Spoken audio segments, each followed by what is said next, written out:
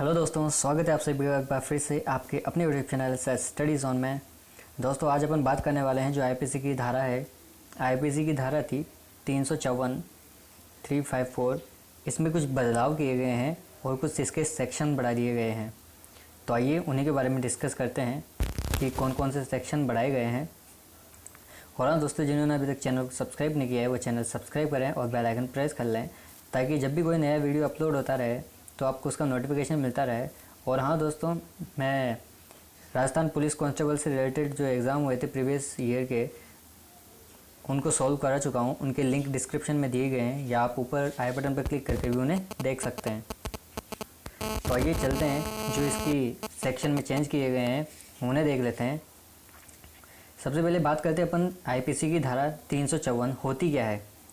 तो ध्यान रखना, भारतीय दंड संहिता मतलब ये आईपीसी की धारा 354 के अनुसार जो भी कोई किसी स्त्री की लज्जा भंग करने या यह जानते हुए कि ऐसा करने से वह कदाचित उसकी लज्जा भंग करेगा के आशय से उस स्त्री पर हमला या आपराधिक बल का प्रयोग करता है, तो उसे किसी एक अवधि के लिए कारावास की सजा या कम से कम 1 वर्ष होगी, और जिसे बढ़ाकर 5 साल तक बढ़ाया जा सकता है। और साथ ही वह आर्थिक दंड के लिए भी उत्तरदायी होगा। मतलब धारा 354 के अंदर किसी भी महिला की लज्जा भंग करना या उसके साथ किसी प्रकार का हमला करना, ऐसा आपराधिक बल आता है।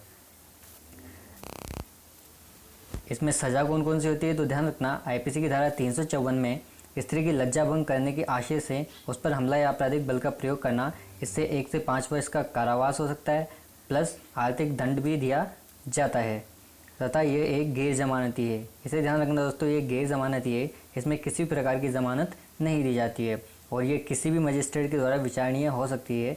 ये अपराध समझौता योग्य नहीं है, समझौता नहीं किया जाता है इसमें, ठीक है।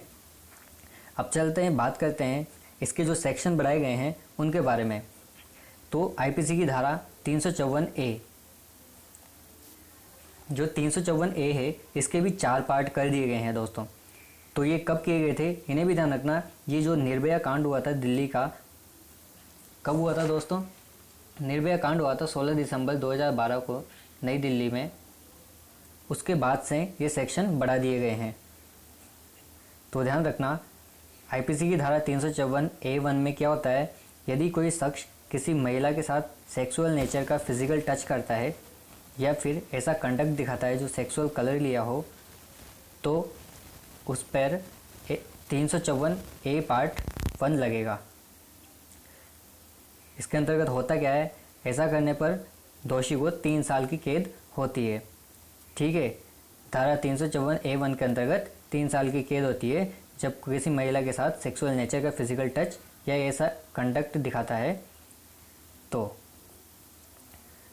अगला है आईपीसी की धारा 354A2, ठीक है। A2 में क्या है, जब महिला के किसी भी प्रकार की सेक्सुअल डिमांड करने पर यह धारा लगाई जाती है। अगर महिला से किसी भी प्रकार की सेक्सुअल डिमांड करते हैं तो ये 354A2 लगाई जाती है। इसमें भी दोषी को 3 साल तक की कैद हो सकती है, ठीक है दोस्तों। अगली है आईपीसी की धारा 354A3। A3 में क्या है दोस्तों, देखना, किसी महिला को उसकी मर्जी के खिलाफ पौन दिखाने पर धारा 354A3 लगाई जाती है। इसमें भी दोस्तों दोषी को 3 साल तक की कैद होती है। और चलते हैं इसके अंतिम जो पार्ट है 354A4। ए का अंतिम पार्ट है ये 4। तो इसमें क्या है, किसी स्त्री को सेक्सुअल कलर वाले कमेंट पर आधारित कमेंट करने पर धारा 354A4 लगाई जाती है। A4 में ध्यान रखना दोस्तों, दोषी को 4 साल की कैद होती है, और जो बाकी के A1, 2 और 3 पार्ट हैं उनमें दोषी को 3 साल की कैद होती है। अब चलते हैं आईपीसी की धारा 354B। 354A के सारे पार्ट अपन देख चुके हैं। अब 354B में होता क्या है, तो वो देखना, नए कानून के तहत अगर कोई शख्स जबरन महिला का कपड़ा उतरवाता है, ज़बरदस्ती करने का मामला है ये, कपड़ा उतरवाता है या फिर उकसाता है, तो धारा 354B के तहत केस दर्ज होता है। अगर किसी महिला के साथ ज़बरदस्ती की जाती है तो उस केस में आपको 354B के तहत अंदर कर लिया जाएगा। और देखना इसके लागू प्रावधान क्या है, दोषी को 3 से लेकर 7 साल तक की कैद की सज़ा हो सकती है दोस्तों इसमें, अगर किसी महिला के साथ ज़बरदस्ती की जाए तो। और ये गैर ज़मानती होगा, इसमें भी किसी प्रकार की ज़मानत नहीं की जाएगी। अगला है आईपीसी की धारा 354C। तो 354C में क्या दे रखा है दोस्तों, महिला के प्राइवेट एक्ट का फोटोग्राफ लेना और बांटने के मामले में आईपीसी की धारा 354C लगती है। और इसके लिए भी ध्यान रखना दोस्तों, दोषी को 1 से 3 साल तक की कैद का प्रावधान है।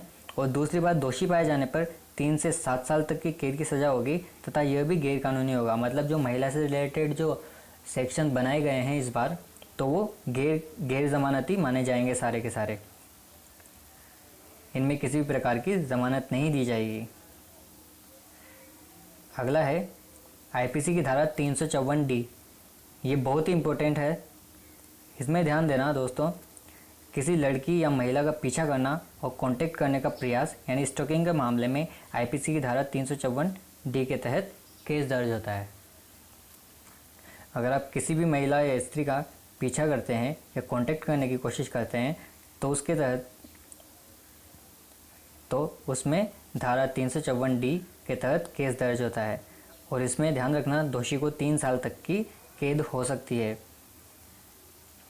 ये थे दोस्तों धारा 354 के सेक्शन में जो बदलाव किए गए हैं तथा सेक्शन बढ़ाए गए हैं उनके बारे में।